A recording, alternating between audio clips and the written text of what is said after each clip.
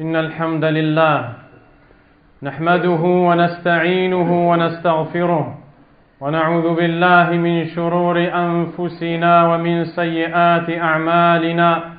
من يهده الله فلا مضل له ومن يضلل فلا هادي له.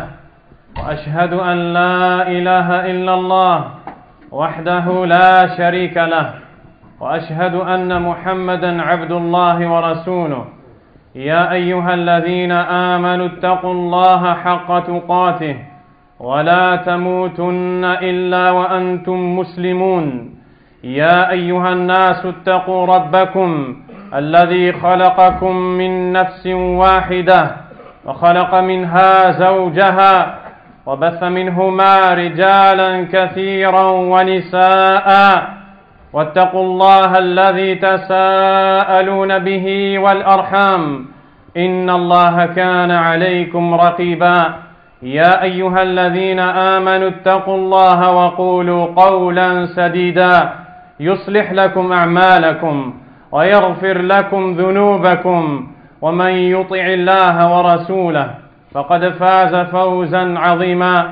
أما بعد فإن أصدق الحديث كتاب الله وخير الهدي هدي محمد صلى الله عليه وسلم وشر الأمور محدثاتها وكل محدثة بدعة وكل بدعة ضلالة وكل ضلالة في النار.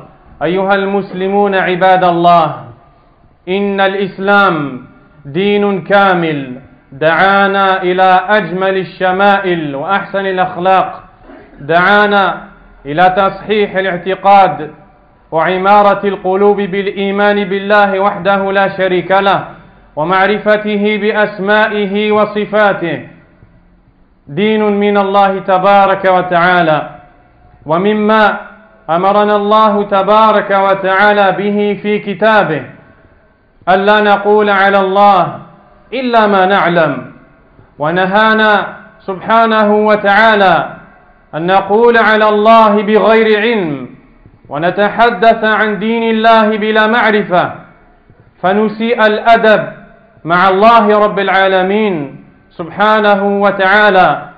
قال تبارك وتعالى في كتابه الكريم: قل إنما حرم ربي الفواحش ما ظهر منها والإثم ما ظهر منها وما بطن والإثم والبغي بغير الحق وأن تشركوا بالله ما لم ينزل به سلطانا وأن تقولوا على الله ما لا تعلمون.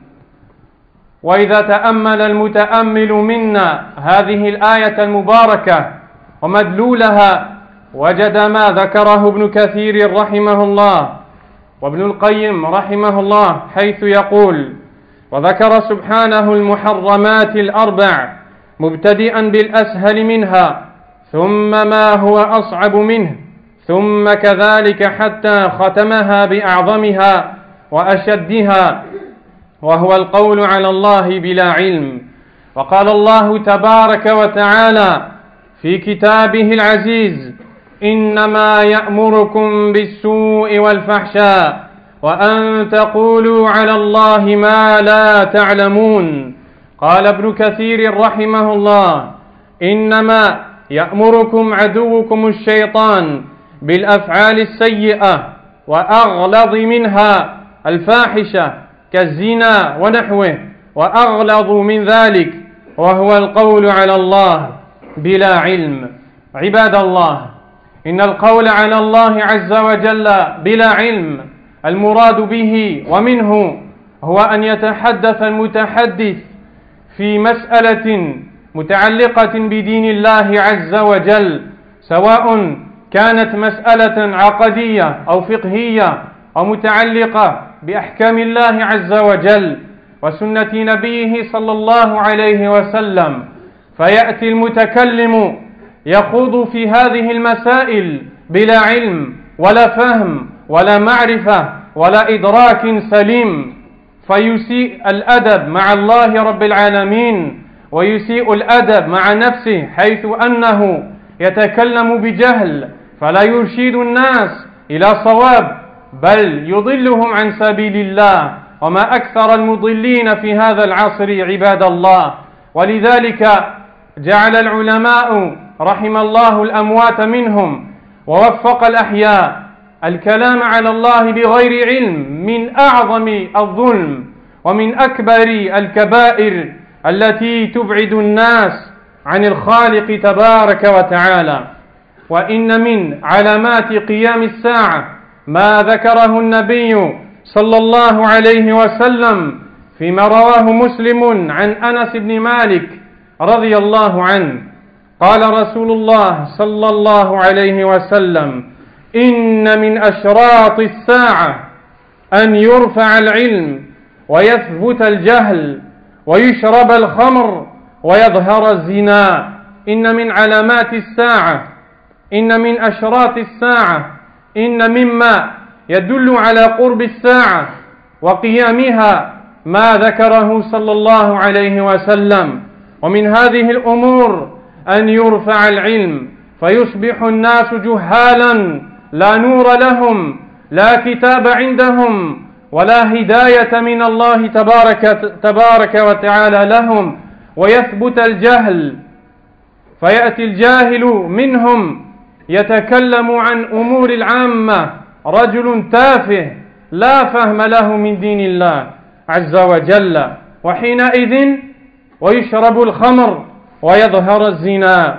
وقال صلى الله عليه وسلم فيما رواه مسلم عن ابن مسعود وأبي موسى رضي الله عنهما قال عليه الصلاة والسلام: إن بين يدي الساعة أياما يرفع فيها العلم وينزل فيها الجهل ويكثر فيها الهرج، والهرج القتل. وبين النبي صلى الله عليه وسلم كيفية رفع العلم، حيث أنه سبحانه وتعالى لا ينزع العلم، لا يقبض العلم انتزاعا من قلوب العباد.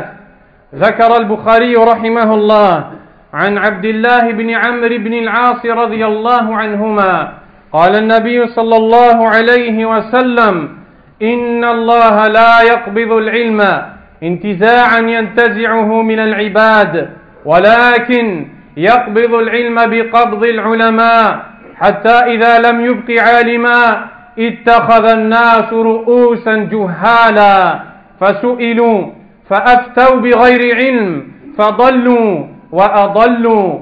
وهنا ترون وفقني الله وإياكم خطر القول على الله بلا علم، حيث أن الجاهل إفساده أكثر من إصلاحه إذا كان فيه إصلاح، والجاهل لا يرشد الناس بل يضلهم باسم الإرشاد والعياذ بالله. ولذلك كان من أكبر ما يخاف عليه النبي صلى الله عليه وسلم معشر المسلمين الأئمة المضلين. روى الترمذي رحمه الله من حديث ثوبان مولى رسول الله صلى الله عليه وسلم في حديث طويل، وفيه قال عليه الصلاة والسلام: وإنما أخاف على أمتي الأئمة المضلين. نبينا صلى الله عليه وسلم الذي هو أشفق الناس على الناس وأرحم الناس بالناس كان يخبرنا قبل وجود هذه الأمور المخالفة لشرع الله تبارك وتعالى أن أناسا يتقلدون منصب الإفتاء والإجابة عن الأسئلة والإرشاد وهم ليسوا أهلا لذلك، فهم أئمة الضلال والعياذ بالله. وقد توعد الله عز وجل حيث يقول: ولا تقولوا بما تصف ألسنتكم الكذب هذا حلال وهذا حرام لتفتروا على الله الكذب إن الذين يفترون على الله الكذب لا يفلحون. يأتي الواحد منا بنية صالحة ولكنه جاهل، لا جهل أعظم من جهله، فيتكلم في دين الله يقول هذا حلال وهو حرام، ويقول هذا حرام وهو حلال، يقول هذه سنة وهي بدعة، يقول هذه بدعة وهي سنة يسأل عن دين الله فلا تعظيم لدين الله في قلبه فيجيب بلا حياء من الله عز وجل فيضل الناس عن سبيل الله وإن كانت نيته طيبة صادقة صالحة، إلا أن دين الله أمانة عظيمة لا يتكلم في دين الله كل من هب ودب. ولذلك قال الله عز وجل: إنا عرضنا الأمانة على السماوات والأرض والجبال فأبين أن يحمل أمانة الدين، لأن هذه المخلوقات عرفت أن الله العظيم يحاسب العباد يوم القيامة فأبين أن يحملنها وأشفقن منها وحملها الإنسان إنه كان ظلوما جهولا. وقال تعالى: لو أنزلنا هذا القرآن على جبل لرأيته خاشعا متصدعا من خشية الله. وتلك الأمثال نضربها للناس لعلهم يتفكرون. انظروا إلى قيمة هذا الدين عند هذه المخلوقات، فما بالنا نحن؟ إن الواجب علينا أن نقول الله أعلم، وأن لا نخوض في مسائل الدين ونحن جاهلون بها، لأن الجهل أعظم سبب المشاكل، والجهل أعظم سبب المخالفات الموجودة في هذا العصر وغيره من العصور. أيها المسلمون، يقول ابن كثير رحمه الله عن هذه الآية التي سمعتموها: ويدخل في هذا كل من ابتدع بدعة ليس له فيها مستند شرعي أو حلل شيئا مما حرم الله أو حرم شيئا مما أباح الله بمجرد رأيه أو تشيهه. ولذلك لما علموا الأولون من هذه الأمة من العلماء من طلاب الصحابة رضي الله عنهم، وعلى رأسهم الربيع بن خثيم رحمه الله تلميذ عبد الله بن مسعود رضي الله عنه، لما علموا يقينا من قلوبهم أن هذا الدين لا ينبغي أن يتكلم كل واحد فيه بلا برهان بلا دليل بلا كتاب بلا سنة بلا علم، كانوا أخوف الناس وكانوا أتقى الناس. الواحد منهم يسأل فيفر ويحيل إلى آخر، والآخر هذا يسأل فيفر ويحيل إلى آخر، والآخر الثالث يسأل فيفر لا يجيب وهو يعرف الجواب، لأنهم قوم خافوا من الله تبارك وتعالى. يقول رحمه الله: إياكم أن يقول الرجل لشيء إن الله حرم هذا أو نهى عنه فيقول الله كذبت لم أحرمه ولم أنهى عنه، أو يقول إن الله أحل هذا وأمر به فيقول الله كذبت لم أحلله ولم آمر به. ولذلك أخبرنا النبي صلى الله عليه وسلم أن الواحد منا قد يتكلم بكلمة لا يلقي لها بالا، لا يتبين فيها، أي لا ينتبه لمدلول هذه الكلمة ولا يزنها بالميزان الشرعي ليرى أنها ثقيلة عند الله، يتكلم بهذه الكلمة لا يلقي لها بالا يزل بها في النار أبعد ما بين المشرق والمغرب. وأعظم الجهل بلا شك ولا مرية ما يسميه العلماء بالجهل المركب، وهو رجل جاهل ولكن يظن أنه عالم، فإذا نصح ظن أن الناصح هو المخطئ وأنه هو الصائب، فيصيب ويضل وتزل قدماه عندما يلقى الله تبارك وتعالى. وما أكثر المتعالمين في هذا الزمان يتكلمون في دين الله، والواحد منهم يقول مرحبا بكم أجيبكم اسألوا لا إله إلا الله إن لله وإنا إليه راجعون. أهكذا تعظيم دين الله؟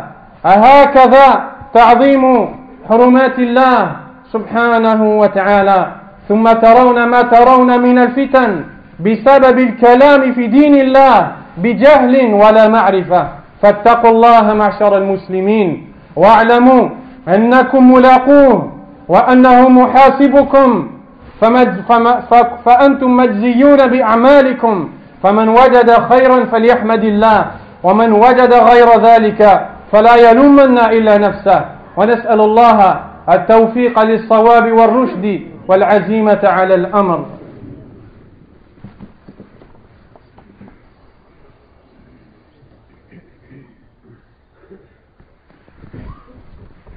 الحمد لله رب العالمين حمدا كثيرا طيبا مباركا فيه وأشهد أن لا إله إلا الله وحده لا شريك له وأشهد أن محمدا عبد الله ورسوله صلى الله عليه وسلم.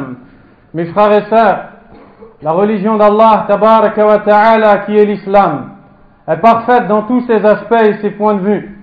Elle nous appelle à corriger et à assainir les fausses croyances, les croyances erronées, à remplir les cœurs de foi en Allah subhanahu wa ta'ala, à s'instruire dans sa religion, afin d'être quelqu'un qui adore Allah subhanahu wa ta'ala avec clairvoyance, avec connaissance, non pas avec ignorance. Chers frères et sœurs, Allah subhanahu wa ta'ala nous donne des ordres dans le Coran, ainsi que son prophète Muhammad sallallahu alayhi wa sallam, tout comme il nous donne des interdits, ainsi que son messager sallallahu alayhi wa sallam. Ces ordres renferment le bien pour le croyant, et ces interdits n'ont été interdits que parce qu'ils sont nuisibles pour le croyant. Et parmi les pires interdits dans la religion d'Allah tabaraka wa ta'ala, le fait de s'exprimer dans la religion sans connaissance préalable, que ce soit en émettant des avis religieux, en répondant à des questions qui nous sont posées, en légiférant des choses, en jugeant des choses licites alors qu'elles sont illicites, d'autres interdites alors qu'Allah tabaraka wa ta'ala les a rendues permises et autres. De manière générale, de s'exprimer dans la religion à un point où on en fait un sujet de discussion comme les autres, et alors on se noie dans l'ignorance et on parle sans connaissance. Allah tabaraka wa ta'ala a dit dans un verset selon le sens rapproché, dit: il ne vous a été interdit, ou mon Seigneur ne vous a interdit que les turpitudes, apparentes soient-elles ou cachées. Il vous a interdit l'injustice, il vous a interdit le polythéisme, d'associer à Allah ce dont vous n'avez aucune preuve, et il vous a interdit de parler sur Allah alors que vous ne connaissez pas. Les savants ont cité que l'ordre des interdits cités dans ce verset est croissant, c'est-à-dire qu'il commence du moindre au plus grave. Quel est donc le dernier interdit? Celui de parler d'Allah celui de parler sur Allah ou dans la religion d'Allah sans connaissance.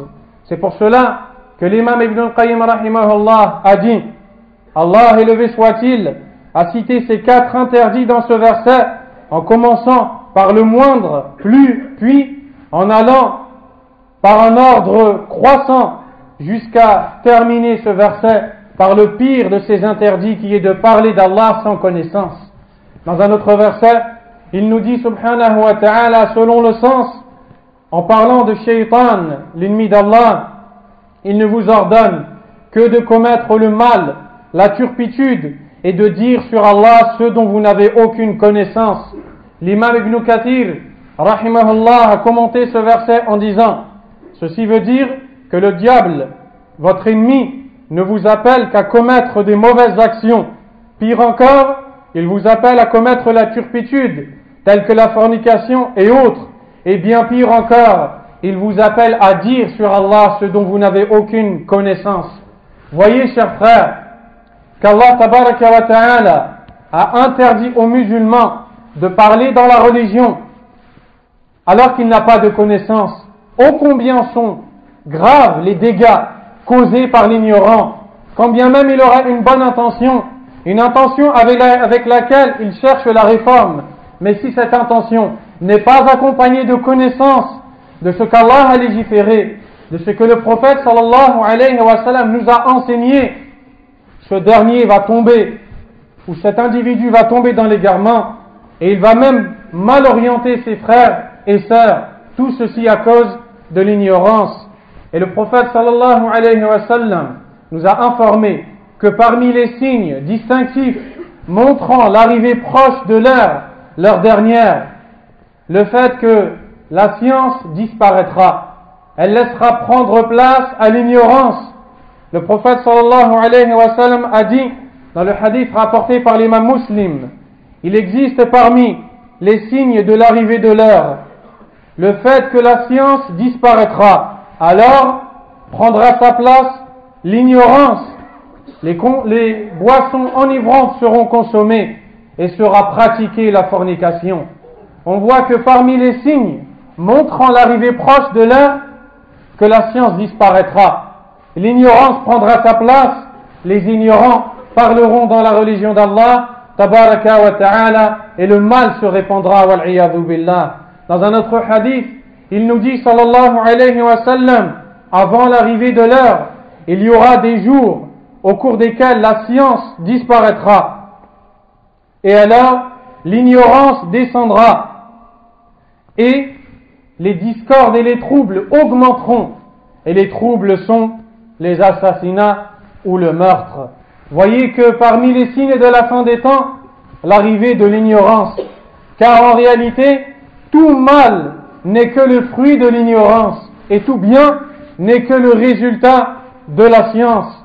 C'est pour cela qu'il incombe aux musulmans de s'instruire correctement dans la religion d'Allah, tabaraka wa ta'ala. Le prophète sallallahu alayhi wa sallam nous a même enseigné comment est-ce qu'Allah va faire disparaître la science. En effet, il nous dit sallallahu alayhi wa sallam, certes Allah ne reprend pas la science en l'arrachant de ses serviteurs, c'est-à-dire il n'enlèvera pas la science du savant.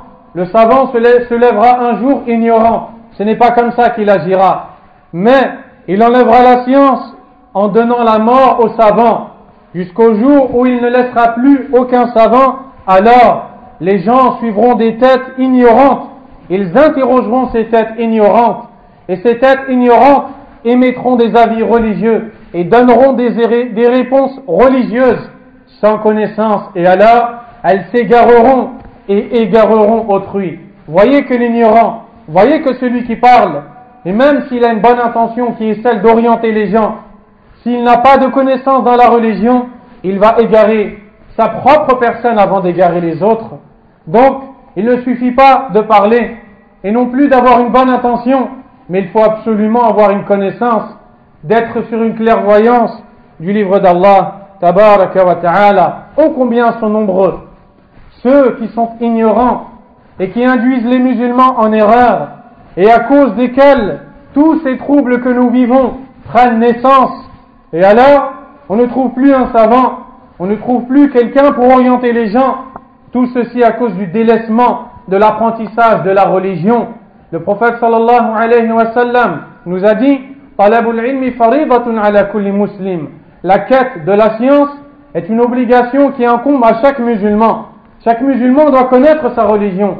Il doit savoir ce qu'Allah lui a légiféré, ce qu'Allah lui a obligé, rendu obligatoire, ce qu'Allah lui a interdit, afin de ne pas être dépendant de celui-ci ou celui-là, d'un tel et un tel, et alors d'être induit en erreur. Wal-iyadhu billah. C'est pour cela qu'un des plus grands soucis qui habitait le cœur de notre prophète, sallallahu alayhi wa sallam, est l'apparition de ces prêcheurs qui égareront les gens. Le prophète sallallahu alayhi wa sallam a dit: ce que je crains pour ma communauté, ce ne sont que les imams ou bien les prêcheurs égareurs, ceux qui ne seront pas orienter les fidèles dans la religion d'Allah tabaraka wa ta'ala. Allah azza wa jalla a menacé ces gens-là dans un verset. Selon le sens, il leur dit: et ne dites pas avec vos langues que ceci est licite et cela est illicite. Vous forgeriez des mensonges sur Allah. ceux qui forgent des mensonges sur Allah ne réussiront pas. Une menace d'Allah tabaraka wa ta'ala dirigée à toute personne qui s'exprime dans la religion sans connaissance.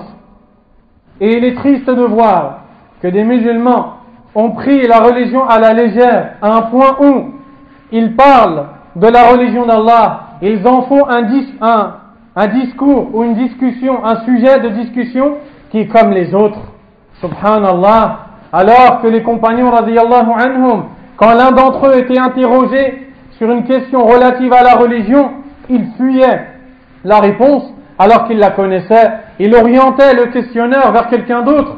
Ce quelqu'un d'autre, pris par la peur, fuyait la réponse et l'orientait vers un troisième. Le troisième l'orientait vers un quatrième et ainsi de suite. C'est pour cela que nous devons craindre Allah tabaraka wa ta'ala et ne pas répondre à des questions alors que nous n'avons pas les réponses qui sont celles d'Allah azza wa jal. Au sujet de ce verset, l'imam Ibn Kathir rahimahullah ta'ala a dit: est concerné par cette menace quiconque innove une innovation sur laquelle il n'a pas d'appui religieux, c'est-à-dire sur laquelle il n'a pas de preuve.